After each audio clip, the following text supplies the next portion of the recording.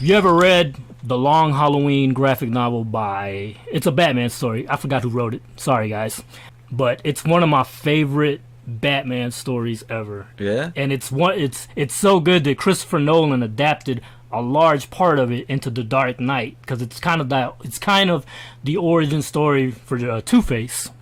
Okay. Yeah, and I mean, I'm talking about Christopher Nolan took entire lines from that movie. Did he? Yeah, it's like, it's a lot. There's a lot in there in The Dark Knight in that comic book. Yeah, and Okay. the Batman, the movie that's about to come out next year, is also very heavily influenced and based on this that same story, comic book, because it is a very intricate story. It's not your typical Batman story. It's more detective, and there's a killer. Okay. And he kills during the holidays, the holiday killer. And so there's this big mystery on who's killing, and Batman has to consult this other killer that's like that. I think it is the holiday killer, but they're looking for another copycat type character. Yeah. And he has to help him, so it's kind of like Silence of the Lambs, except I Batman, see. has to Okay. talk to this dude, and he's creepy as fuck.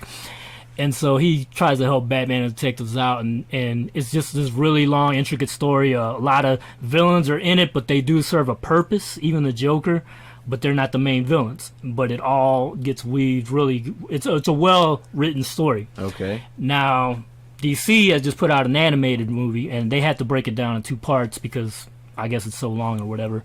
And so I watched it last night or the day before, and it was really good. I was not impressed by the trailers. I didn't think it was gonna be good.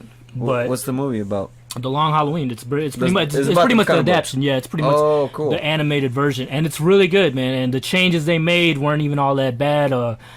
It makes sense what they did. You know what I mean? And it's also a lot of the mob is in this. And it's, in the original graphic novel, it was very inspired by The Godfather. Huh, so yeah, nice. so the head mob guy is a lot like The Godfather. Yeah. And he has ties to Bruce's dad. Oh damn. Because he helped Bruce's dad. He was a medical dude, right? So they knew Falcone or whatever. Yeah. And he helped him one time because he got shot and he didn't want to go to the hospital, but he knew Bruce's dad. Okay. So he went to this mansion. And so eventually in the story that comes out, and they're like, hey, your dad had ties to the mob. You might be a part of this killing and shit. Wow. You know what I mean? So even Bruce ends up in jail and shit. You know what I mean? Does Like, he? yeah, it's a crazy story. I recommend the comic to anybody, and I definitely recommend the animated movie, which, like I said, I was surprised because DC movies have been good in the past, but they're a little bit hit and miss when it comes to animated as well. Yeah. You know what I mean? So, but this one was good. Where did you watch it on? Netflix? I ended up having to rent it on Amazon because they didn't have it anywhere, and I didn't want to buy it. You know what I mean? Because I was like, what if it sucks? Yeah. You know what I mean? But it was a good movie. Okay. That's all I gotta say. And The I Long might have to Halloween, check it out. perfect for Halloween. It really is creepy.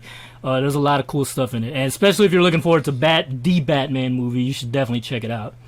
Johnny Vitti was murdered tonight. The Falcone crime family has to be taken down. There's only room for one homicidal maniac in this town.